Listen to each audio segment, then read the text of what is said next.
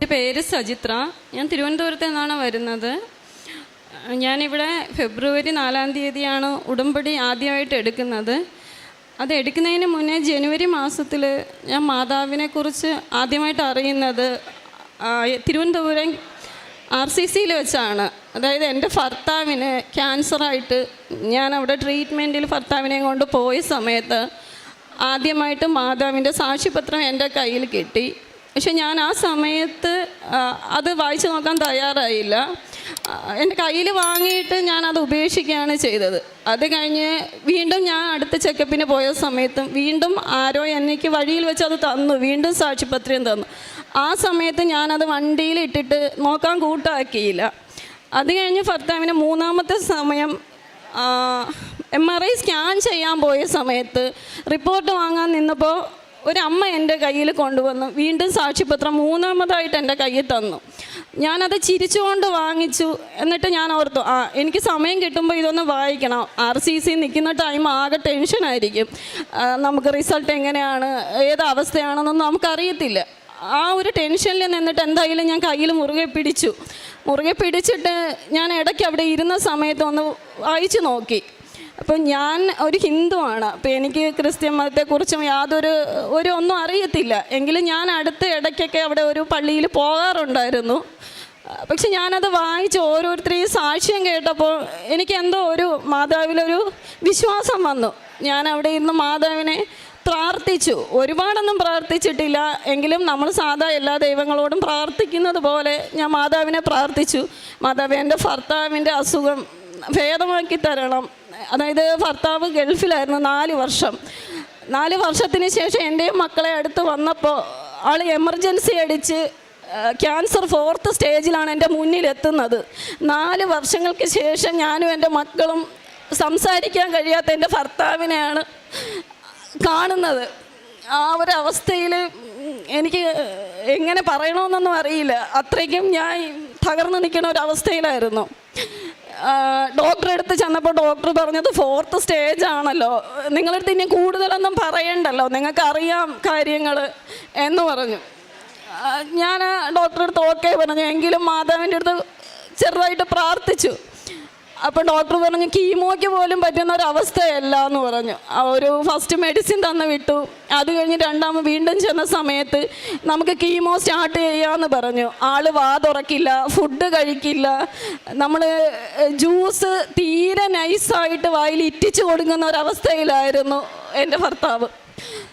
അപ്പോൾ ഞാൻ doctor chemo start ചെയ്യാമെന്ന് പറഞ്ഞു. സാധാരണ 21 ദിവസം കൂടുമ്പോഴാണ് കീമോ എടുക്കുന്നത്. പക്ഷേ എൻ്റെ ഭർത്താവിന് എമർജൻസി ആയതുകൊണ്ട് അവിടെ അഡ്മിറ്റ് ചെയ്ത് 5 ദിവസത്തേക്ക് വീതം കീമോ ഇട്ടു. അത് ഇടുന്ന കീമോ 5 ദിവസം കഴിഞ്ഞാൽ തീരത്തുള്ളൂ, നമ്മളെ കൂടെ നിർത്തില്ല. ഞാൻ അവിടെ ചെന്നിട്ട് ഭർത്താവിനെ കണ്ടിട്ട് തിരിച്ചിറങ്ങിയിട്ട് അടുത്ത് ചെല്ലുന്ന സമയം അടുത്ത ബെഡിൽ കിടക്കുന്ന പേഷ്യൻ്റ് ജീവനോടെ ഉണ്ടാവില്ല. ആ അവസ്ഥയൊന്നും എനിക്കറിയില്ല. അപ്പോൾ ഭർത്താവിൻ്റെ അടുത്ത് ഞാൻ ചോദിക്കും, അപ്പുറത്തെ ബെഡിൽ കിടന്ന പേഷ്യൻ്റ് അത് മരിച്ചുപോയി എന്ന്. അപ്പം ഞാൻ ഓരോ തവണയും തിരിച്ചിറങ്ങുമ്പോൾ അടുത്ത് ഞാൻ ചെല്ലുമ്പോൾ എനിക്ക് ജീവനോടെ കാണാൻ കഴിയുമോയെന്നൊരു ഉറപ്പുമില്ലാതെയാണ് ഞാൻ ചെല്ലുന്നത്. പക്ഷെ ഞാൻ ഭർത്താവിന് ധൈര്യം കൊടുത്തിട്ടില്ല, കുഴപ്പമൊന്നുമില്ല, നമുക്ക് പ്രശ്നമൊന്നുമില്ല എന്ന് പറഞ്ഞാണ് ഇറങ്ങുന്നത്.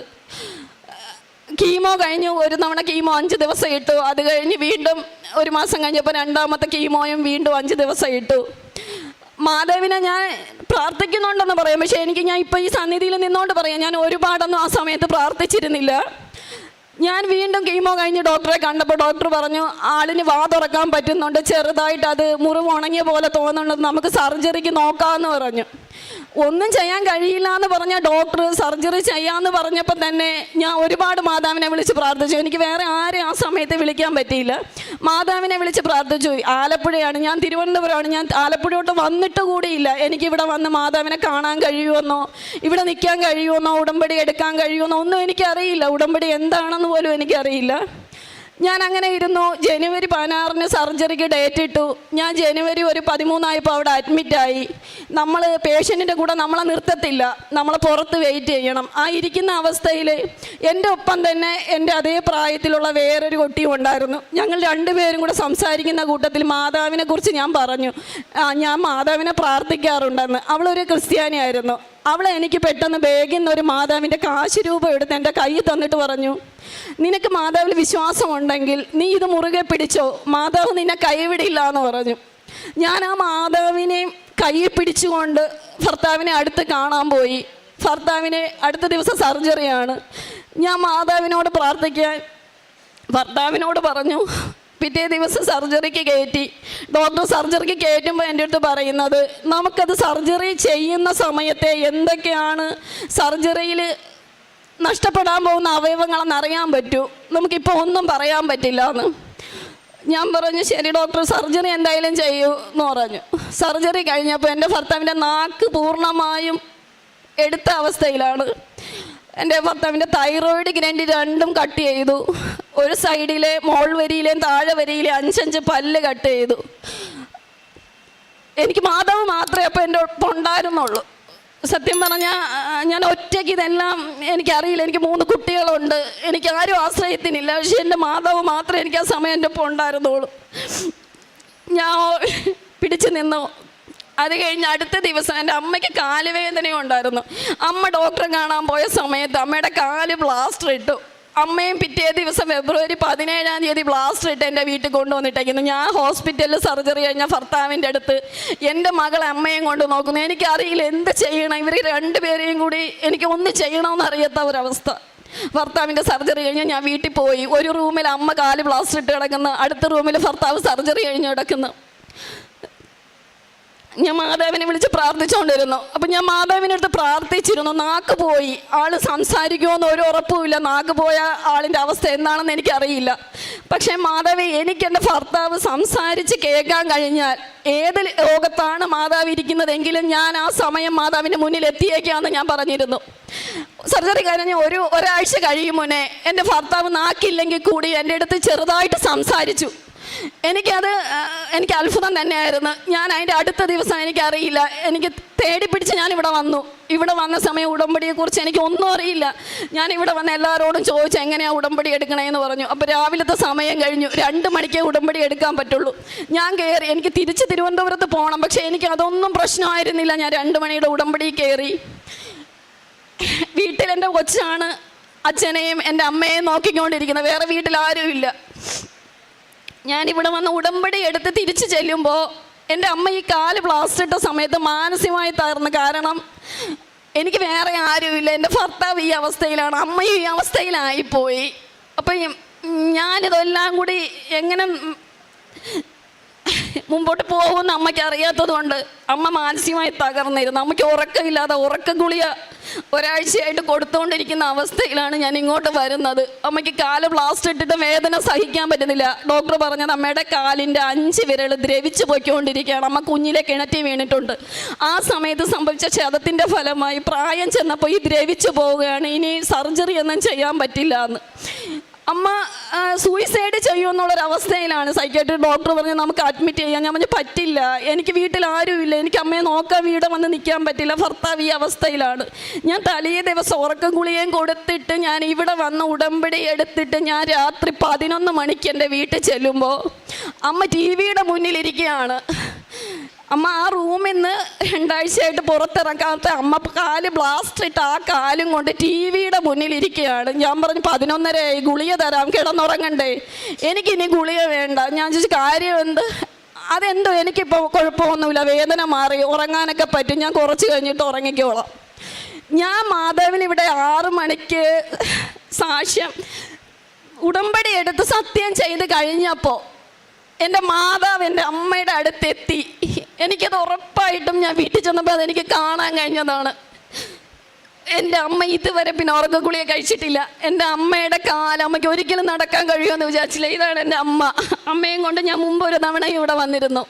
അമ്മയും കൊണ്ട് ബസ്സിൽ കയറി ഞാൻ ആ കാലും വെച്ച് ഞാൻ ഇവിടെ വന്നു. അമ്മ ഇതുവരെ പിന്നെ ഡോക്ടറെ കണ്ടിട്ടില്ല, അമ്മ ഉറക്ക ഗുളിക കഴിച്ചിട്ടില്ല.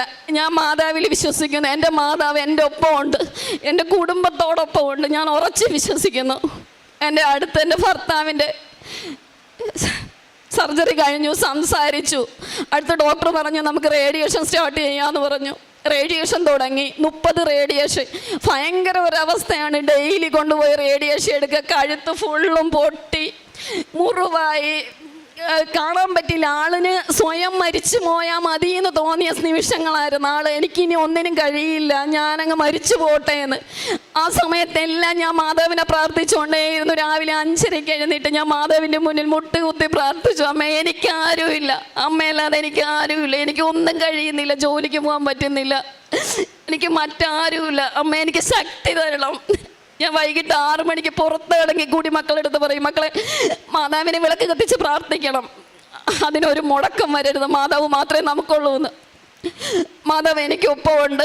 റേഡിയേഷൻ 30 ഞാൻ പൂർത്തീകരിച്ചു. കഴിഞ്ഞ മാസം 28-ാം തീയതി റേഡിയേഷൻ പൂർത്തീകരിച്ചു. ഡോക്ടറെ കണ്ടപ്പോൾ ഡോക്ടർ എൻ്റെ അടുത്ത് പറഞ്ഞു, ഭർത്താവിൻ്റെ രോഗം ഏകദേശം പൂർത്തീകരിച്ചിട്ടുണ്ട്, നമുക്കിനി ഒരു പ്രശ്നവും ഇല്ല, 2 മാസത്തിനിടയ്ക്ക് ചെക്കപ്പിന് വന്നാൽ മതി എന്ന്.